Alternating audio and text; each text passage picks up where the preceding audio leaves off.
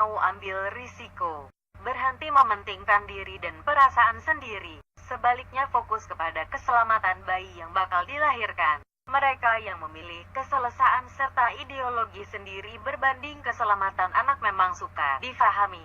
Itulah yang ingin disampaikan oleh pakar perubatan dan bidan terlatih yang semakin bimbang dengan kejadian kematian ibu akibat pendarahan serius selepas melahirkan bayi di rumah tanpa ditemani mereka yang arif dan layak dari segi perubatan.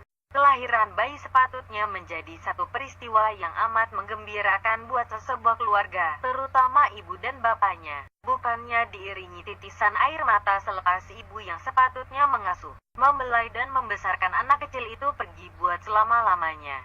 Akibat taksub mempertahankan pendirian berbanding menitik beratkan risiko yang dihadapi walau sekecil manapun ia. Mereka sanggup mempertaruhkan nyawa sendiri serta bayi demi membuktikan bahwa mereka boleh melahirkan anak tanpa berharap pada dokter atau perubatan modern. Mereka sanggup memperjudikan nyawa di tangan orang yang tidak bertauliah berbanding dokter yang sudah menjalani latihan intensif serta mempunyai pengalaman menyambut kelahiran bertahun-tahun lamanya. Apabila berlaku sesuatu yang buruk, mereka dengan pantas menuding jari mengalahkan orang lain termasuk bidan tidak bertauliah sedangkan keputusan sebenarnya di tangan sendiri. Mengapa memilih kaedah yang berisiko tinggi berbanding kaedah lebih selamat? Kejadian seorang kaunselor wanita, Ang Lai Chin, 40, seharusnya menjadi teladan kepada ramai wanita yang merancang untuk melahirkan anak di rumah sendiri dengan bertemankan suami ataupun doula yang hanya mengambil kursus beberapa hari. Dalam kejadian pada 13 November lalu itu, wanita berkenaan meninggal dunia akibat kehilangan darah yang banyak selepas melahirkan seorang bayi perempuan di rumahnya di Sri Kembangan, Selangor. Dia hanya ditemani suami, Toh Zong Yun dan seorang rakan ketika proses kelahiran. Dalam laporan itu, juga menyebut Toh tidak menyangka istrinya akan mengalami komplikasi karena mereka sudah mengumpul sebanyak mungkin maklumat mengenai kelahiran di rumah melalui pembacaan dan menghadiri seminar. Semakin ramai wanita terpengaruh untuk melahirkan bayi mereka di rumah tanpa bantuan dokter atau bidan terlatih selepas membaca laporan kejayaan kelahiran di rumah menerusi laman internet. Berbagai alasan mereka memilih untuk melahirkan bayi di rumah dan menolak perubatan modern. Budaya terbaru yang semakin meningkat di negara ini bukan saja membimbangkan dokter, malah ia mendedahkan diri ibu kepada risiko meningkatnya tumpah darah, kematian serta mengancam nyawa bayi. Beberapa nama diberikan kepada proses melahirkan anak di rumah antaranya hypnobirthing, lotus birthing, dan gentle birthing. Dikatakan membantu mengurangkan rasa sakit dan membuatkan wanita dapat menghayati saat melahirkan dengan lebih tenang dan selesa. Menurut pakar perunding obstetrik dan ginekologi, Dr. Suryati Akmal Mahari, antara alasan yang membuatkan ada wanita memilih untuk melahirkan anak di rumah adalah tubuh wanita sememangnya dijadikan untuk melahirkan dan mampu menangani proses itu secara semula, jadi tidak mahu tertekan dengan keputusan dokter, tidak mahukan sebarang obat, mahu mengelak prosedur cesarean, menganggap dokter melakukan perkara yang tidak perlu dan mahu menikmati saat kelahiran sepuasnya dalam keselesaan di rumah. Katanya, kumpulan wanita ini juga sering menolak untuk memberikan vaksin kepada anak mereka atas alasan mahu sistem pertahanan badan anak berkembang sendiri serta mengaitkan vaksin dengan autisme yang sememangnya tidak ada kaitan antara satu sama lain.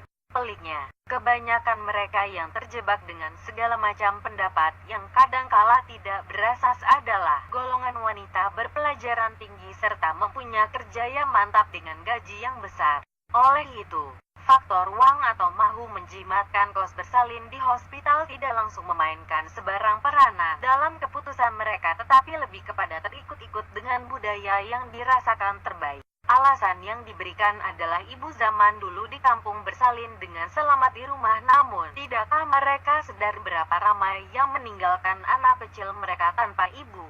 Katanya, Menurut Dr. Suryati, kerajaan serta pegawai perubatan di negara ini sudah berusaha sebaik mungkin mengurangkan kematian bayi dan ibu selepas bersalin sejak berpuluh tahun, namun pewujudan kumpulan ini akan membawa negara kembali kepada zaman 50 tahun dulu di mana ramai ibu yang meninggal dunia akibat pendarahan selepas bersalin. Apatah lagi dua kes baru-baru ini pada Juni dan November lalu berkaitan dengan pendarahan selepas bersalin. Mempunyai pengalaman 14 tahun menyambut bayi. Menurutnya, berlaku salah paham di mana sebilangan golongan ibu menganggap dokter sengaja melakukan prosedur tidak perlu atau mengambil keputusan membedah mereka. Sedangkan ia dilakukan demi menyelamatkan nyawa bayi dan ibu. Ada pula yang tidak melakukan suntikan mengejutkan rahim, sedangkan ia untuk memastikan tidak berlaku tumpah darah yang boleh mengancam nyawa mereka. Kami tidak akan suka-suka membuat sesuatu prosedur tanpa sebab munasabah. Alasan mereka ibu zaman dulu boleh melahirkan anak di rumah, tetapi mereka kena ingat, ibu zaman dulu juga menggunakan khidmat bidan kampung yang mempunyai pengalaman menyambut ratusan kelahiran bayi. Hanya yang berpengalaman akan tahu sekiranya ibu mengalami pendarahan yang serius dan perlu segera dibawa ke hospital. Tanpa pengalaman, orang itu tidak tahu sama ada ini pendarahan biasa ataupun tumpah darah, katanya. Katanya, di luar negara misalnya, mereka yang hendak melahirkan anak akan mengambil bidan berdaftar, namun kadangkala mereka juga akan dirujuk ke hospital selepas itu akibat komplikasi yang berlaku. Menurut Dr. Suryati, terdapat seorang pesakit yang datang ke hospital selepas melahirkan bayi di rumah dengan separuh daripada darah dalam tubuhnya sudah keluar. Untungnya, dia selamat karena cepat sadar keadaannya dan dokter bertindak pantas memasukkan darah ke dalam tubuhnya. Kalau di negara ini pula, katanya, ramai kalangan Melayu yang mengambil keputusan bersalin di rumah karena mahu menjaga aurat selain menganggapnya lebih islamik serta lebih semula jadi, tetapi nyawa bukan perkara yang boleh dibuat main-main dan wajib dijaga sebaik mungkin. Katanya, dia heran mengapa wanita lebih suka membuat keputusan yang boleh membahayakan nyawa mereka dan bayi karena sanggup hanya ditemani doula atau teman bersalin dan suami tidak mempunyai latar belakang perubatan. Alasan kelahiran semula jadi. Pada masa sama, wujud kumpulan Lotus Birthing di mana selepas kelahiran semula jadi, mereka akan membiarkan tali pusat bersambung pada urin sehingga ia kering sendiri. Kata Dr. Suryati, dari sudut perubatan, apa yang dilakukan itu sangat bertentangan karena ia boleh menyebabkan anak dijangkiti kuman. Selain tiada kebaikan membiarkan tali pusat terus bersama uri sebaik bayi dilahirkan. Risiko melahirkan anak sentiasa ada dan kalangan yang berisiko tinggi lebih mudah terdedah dengan masalah melahirkan, antaranya mereka yang baru pertama kali melahirkan anak itu berusia 40 tahun ke atas, pernah melakukan cesarean, anemia, pernah mengalami tumpah darah, diabetes atau kesuri lekat. Bagi ibu bapak yang enggan memberikan anak mereka vaksin pula, anak itu akan terdedah kepada pelbagai penyakit antaranya batu kering dan batu pokok, serta boleh menjadi agen menyebarkannya kepada orang lain. Isu yang mengaitkan autisme dengan vaksin bukan isu baru, malah sudah dimainkan sejak belasan tahun lalu dan sehingga kini semua dakwaan itu tidak ada asas. Tidak mungkin dokter seluruh dunia akan membiarkan perkara itu berlaku jika ia sahih. Ada pula yang mengatakan anak yang lahir melalui home birth memiliki kadar kecerdasan IQ lebih tinggi. Semua ini hanya andaian kumpulan tertentu tanpa kajian yang dapat membuktikannya, katanya. Maklumat yang berlegar di internet dan laman blog yang menceritakan pelbagai pengalaman menarik bersalin di rumah tidak dinilai sebaiknya oleh sebilangan wanita hingga mereka terjebak untuk mencoba. Kewujudan kumpulan yang mahu mengambil alih tugas dokter atau bidan terlatih ini sememangnya menyedihkan karena menurut laporan Indeks Persaraan Global 2014 pada 11 Februari lalu, portal penganalisis internationalliving.com menyenaraikan Malaysia antara 3 negara di dunia menyediakan khidmat penjagaan kesehatan terbaik dan berpatutan.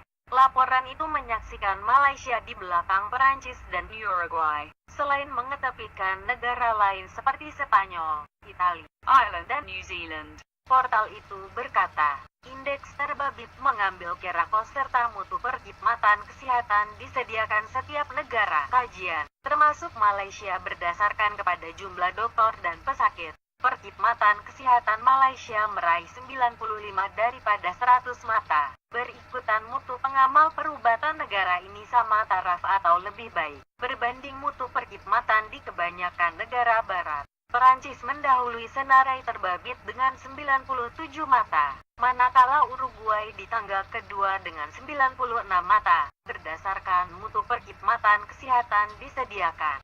Indeks itu juga mengambil kira kos penjagaan, nisbah bilangan pesakit untuk setiap dokter, bilangan katil hospital bagi setiap 1000 pesakit, peratusan penduduk dengan akses bekalan air bersih, kadar kematian bayi, jangka hayat dan perbelanjaan kesehatan awam sebagai peratusan daripada keluaran dalam negara kasar. KDNK negara. Malaysia meraih populariti sebagai destinasi pelancongan perubatan karena mutu perkhidmatan kesehatannya antara terbaik dan termurah di dunia.